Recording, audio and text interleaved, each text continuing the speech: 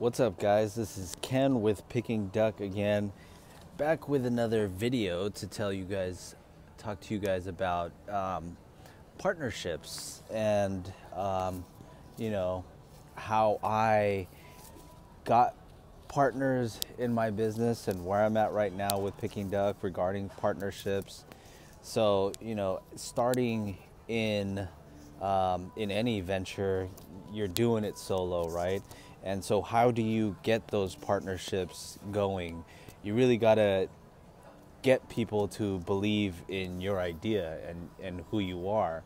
And, when you're first starting out, when you have an idea, it's almost like, do you even believe it'll work? I mean, you can get excited for 1 day, 2 days, maybe 1 month, but then, there's a time when you start losing belief in what you're doing. So that's when that's when you start self-doubting yourself, and you have to keep getting past that. So but luckily for me, when I first came up with this idea, I went straight to a friend and I told him about the idea of Picking Duck, and luckily he was a sports bettor himself, so he got it, and I was really trying to build a successful team to make this thing happen. And so he came on board, another friend came on board, and we built a good team with just the three of us,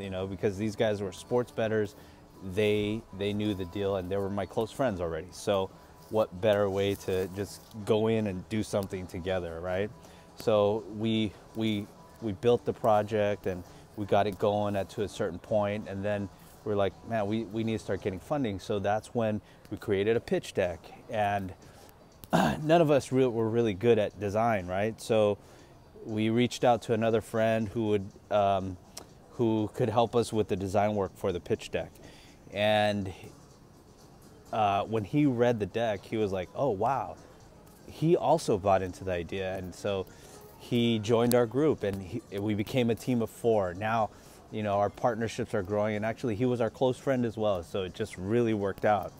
As we continue to grow, we needed production work, and we found another close friend, and this guy was really into sports betting himself. So he came on board. Now we were a team of 5, going strong. Everything was looking good, but there's a different dynamic when you're creating something with your really close friends, and that's what we were doing, because as friends, you talk shit to each other, you mess around, and you do those kind of things. But now the dynamic changed, where it's like, hey, you got to do this and you got to do that, and someone's got to tell them what to do, and that someone was me, and that was not really a role that I was ready for, me bossing my friends around. And it's like I didn't get it, right? And so I gave them roles. They either took it on or didn't take it on, and everybody still had their own thing going on besides what we were doing with Picking Duck. But overall, after everything we've done, and you guys probably already know that they're no longer partners with me in this. And we were friends before, and we're still friends to this day afterwards. But we created a great working relationship together, and we're still great friends today. But partnerships need to be mutually beneficial, and once they start not benefiting one party, then that's when you've got to go your separate ways. And that's what we found when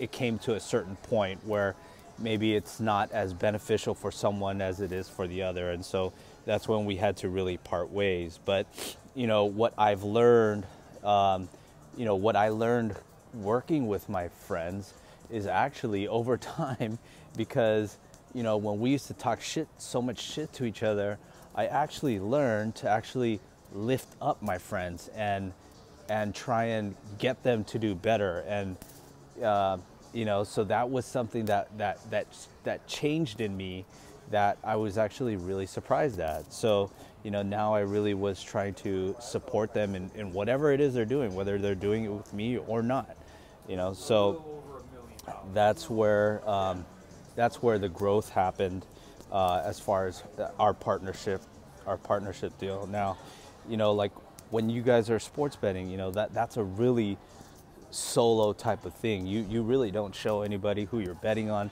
You really don't show them how much you've won or lost. I mean, maybe you only tell them about when you win, right? That's because that's good news. But you never tell them, man, I lost this much, you know, because who wants to share that, right? That's not a great story. But you know, with picking duck, it's a social game. So you know, you can look at other people's picks and see what they're doing, and it's a good thing, you know.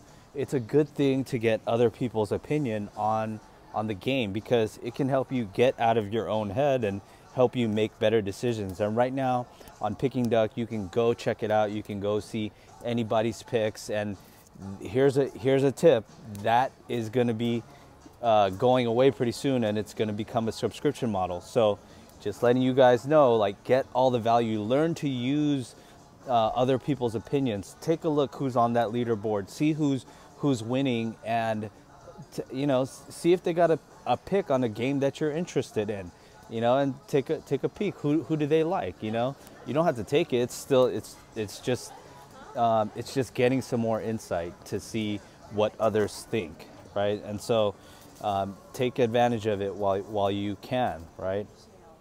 And that's all I wanted to share about partnerships today. Keep in touch, and comment below if you have any experience following other people's picks, and share this with your friends. Thanks, guys.